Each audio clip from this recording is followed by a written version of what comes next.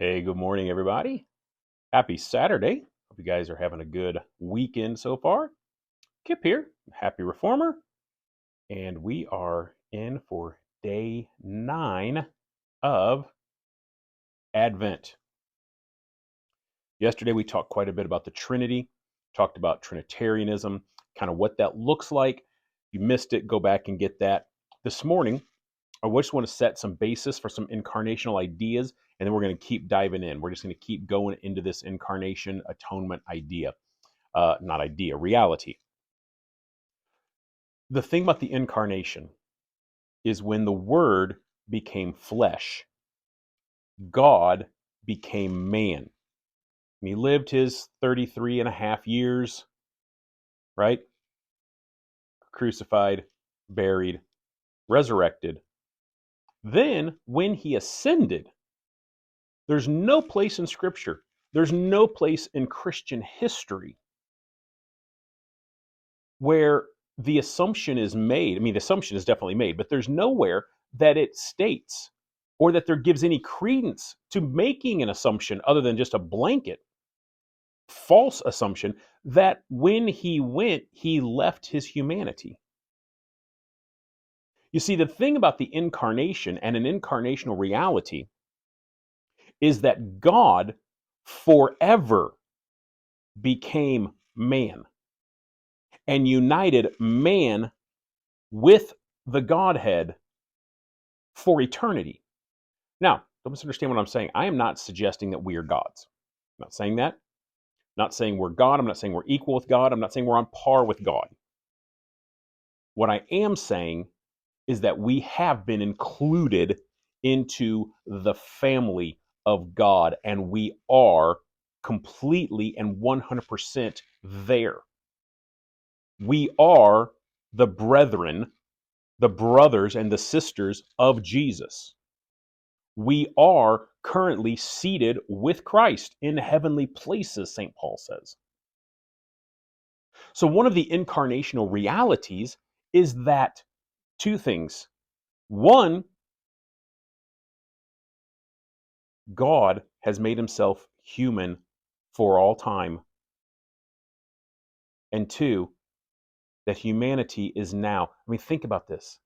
Right now, in 2023, as you and I sit here and play on our phones, there is a human being sitting in the midst of the Trinity.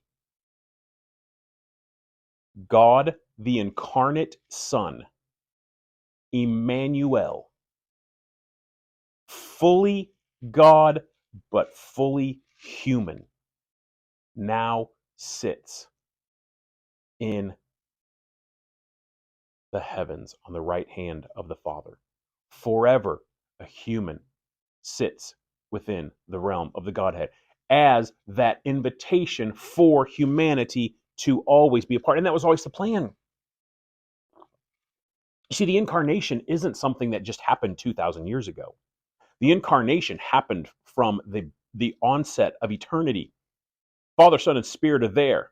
Father has this idea, Spirit and Jesus are like, yes, let's create something that we can fellowship with, that we can relate with, something that we cannot. We don't need workers. We don't need servants. We want friends. We want people that we can share life with. And humanity was made. But if God is God and who we say He is, they knew that man would stumble and fall. And of course, we did. And we go through this period of thousands of years. The Old Testament records the Jewish nation going through this, where we're trying to serve God, we're trying to obey the laws. The laws were given to try to keep us on track. They were trying to build a road for us. But as Paul said, they were only there until Christ came. They were simply our schoolmaster. They were the executor of our inheritance. But once we get that, we don't need those things anymore. We don't need the school teacher. We don't need the executor. Jesus provided all of that. Jesus came to reveal the heart of the Father. That's always been the heart of the Father and the Son through the Spirit. So that's one of those incarnational realities. The other thing is, and I'm reading off a couple of my notes here, The incarnation is not only the method of our salvation, it's the continual seal of our redemption.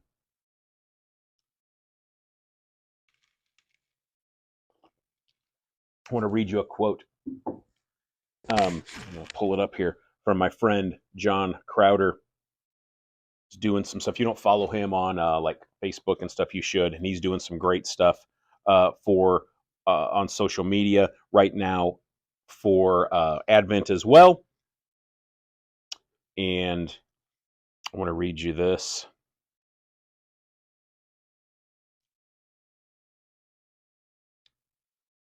Most have never taken the leap of realizing our spirituality is based not upon what we do, but upon what Jesus did.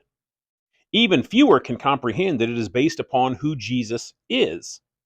In the incarnation, God has folded our humanity into his very identity as God. His incarnate person is the unity of God with his creation. His personal incarnation is also cosmic, and though united to all, it is personalized to us. The solid fact remains Jesus is your relationship with God. And that has always been the plan, but that is the reality of the incarnation. We'll dive more tomorrow. We'll see you guys. Hope you have a great Saturday. Cheers.